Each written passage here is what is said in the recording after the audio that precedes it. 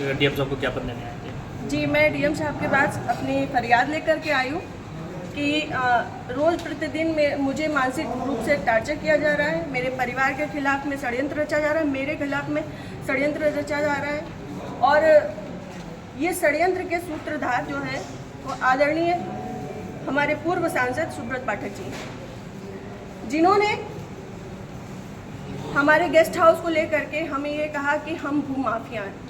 मैं आप सब लोगों को ये बात को अवगत करा देती हूँ कि हमारी जितनी भी ज़मीनें हैं 35-40 बीघे से ज़्यादा ज़मीन नहीं है, और जिसमें हम मेरे खुद के नाम पे सिर्फ 3 बीघे ज़मीन है।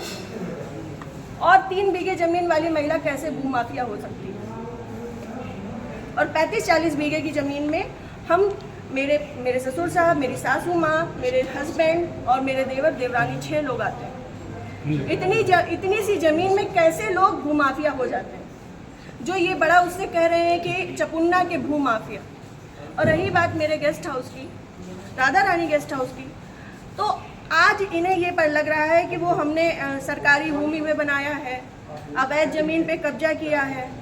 तब क्यों नहीं लग रहा था जब 5 साल से उसी में दावतें खा रहे थे, भारतीय जनता पार्टी की मीटिंगें कर रहे थे, हमारा पैसा खर्च करवा रहे थे, रोज मीटिंगें हो रही थी, तब क्यों नहीं ये आपको लग रहा था? आप पूर्व सांसद के ऊपर एक आरोप लगा रहे हैं, बिल्कुल, आप भी बीजेपी के कार्यकर्ता? मैं बीजेपी की कार्यकर्ता हूँ और बीजेपी में ही काम करती हूँ शुरू से लेके लास्ट तक, जब तक मेरा जीवन मुझे अलाउ करेगा, जब तक ये कन्नौज के नेता मुझे सहज भारतीय जनता पार्टी में रहने देंगे, तब तक मैं भारतीय जनता पार्टी की ही सदस्य हूँ।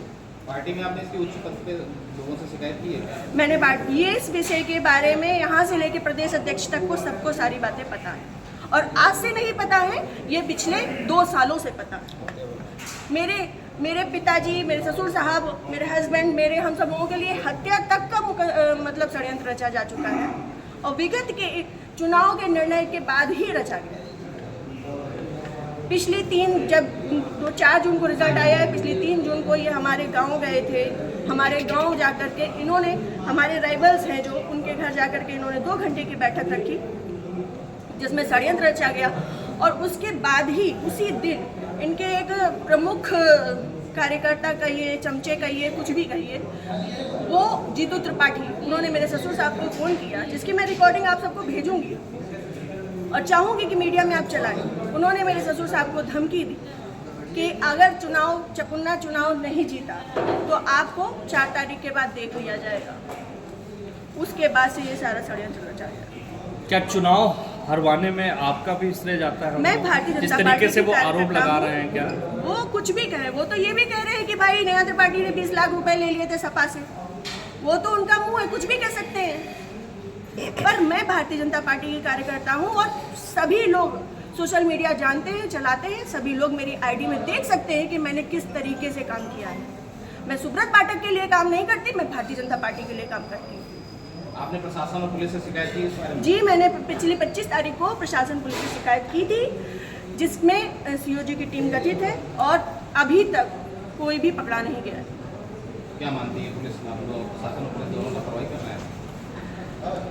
संभवतः हो सकता है, क्योंकि जिस हिसाब से अब दिन बीतते जा रहे हैं तो मेरा भी सब्र का पैमाना टूटता जा रहा है, और मुझे, मेरे परिवार को बहुत ज़्यादा खतरा है इन लोगों से जो हमारे दुश्मन हैं। चूँकि सुब्रत पाठक जी ने, हमारे जो राइवल्स हैं, सभी आजीवन कारावास के मुजरिम हैं। सभी आजीवन कारावास के मुजरिम हैं। मैंने इसमें लिख के भी दिया है, संदीप तिवारी, प्रदीप तिवारी, मनोज अग्निहोत्री, ये बलात्कारी केस के और आजीवन कारावास, गैंगस्टर, इन पे सब तरीके की धाराएं लग चुकी हैं इनमें, ऐसे लोगों के साथ में। और जिसको इन्होंने हम लोगों की सुपारी दी है, अखिलेश यादव उर्फ छक्की, वो इनके, हाँ, यहाँ ठटिया का ही निवासी है, गांव झहुआ है उसका। वो इन लोगों के साथ में, सुब्रत पाठक के साथ में भी जेल में रहा है और इन लोगों के साथ में भी जेल में रहा है, और अभी फरार है। और इन लोगों की मोटरसाइकिल भी उनके पास है, अभी तक वो भी बरामद नहीं हुई है। ये लोग सिर्फ मेरा मानसिक, शारीरिक और चारित्रिक शोषण करते आ रहे हैं 2 साल से। मैं 3 साल से मैं बहुत ज़्यादा परेशान हो चुकी हूँ। अब ये चीज़ें नहीं होंगी। आज आपने जिलाधिकारी से बातचीत की है, क्या उन्होंने आश्वासन दिया? उन्होंने मुझे पूर्ण आश्वासन दिया है कि इस पे निष्पक्ष जांच होगी, क्योंकि हमारे पास रिकॉर्ड्स भी हैं, हमारे पास सबूत भी हैं और बहुत सारी चीज़ों के सबूत हैं। समय आने पे मैं वो सब आपके सामने रखूँगी। जिले में जो भी भ्रष्टाचार हो रहा है, जो जिला पंचायत में भ्रष्टाचार हो रहा है, जो ब्लॉक प्रमुख में भ्रष्टाचार हो रहा है, ब्लॉक में भ्रष्टाचार हो रहा है, वो सारी चीज़ें मैं आप सब लोगों के सामने रखूँगी। अगर आपकी सुनवाई आज नहीं होती तो आगे क्या कदम उठाएंगे आप? मैं आप लोगों का सहारा लूँगी और आप लोगों का सहयोग, मुझे पूर्ण विश्वास है कि मेरे साथ हमेशा रहेगा और मैं इस पे अपनी अंतिम सांस तक अब फ्रंट के पैमाने में आकर के लड़ूँगी। भैया खड़े जाइए जरा साथ में। दोनों लोग ज्ञापन पकड़ लीजिए, दोनों लोग पकड़ लीजिए, एक एक पकड़ लीजिए, एक एक कॉपी पकड़ लीजिए।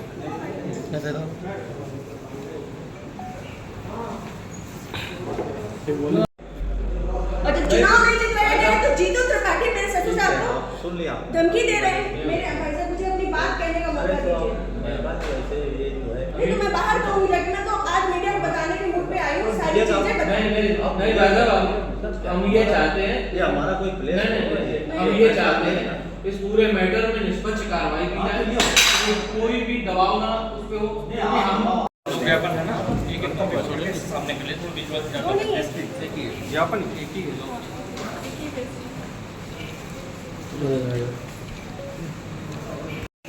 तो उसका सीधे सीधे आरोप सुब्रत पाठक पर, प्रदीप, संदीप तिवारी और मनोज अग्निहोत्री पर जाएगा। मैं अपने परिवार, अपने ससुर साहब दिलीप त्रिपाठी की तरफ से, अपने पति की तरफ से, अपने देवर की तरफ से, अपनी खुद की तरफ से ये बात आपसे कहती हूँ। मैं आप लोगों से ये बताना चाहती हूँ कि अगर हमारी परिवार में कोई भी घटना होती है तो उसका आरोप सीधे सीधे सुब्रत पाठक, संदीप तिवारी, प्रदीप तिवारी और मनोज अग्निहोत्री और इनके साथ जो इनके गुर्गे हैं उन पे जाएगा और जो शूटर है उसको जल्द से जल्द पकड़ा जाएगा।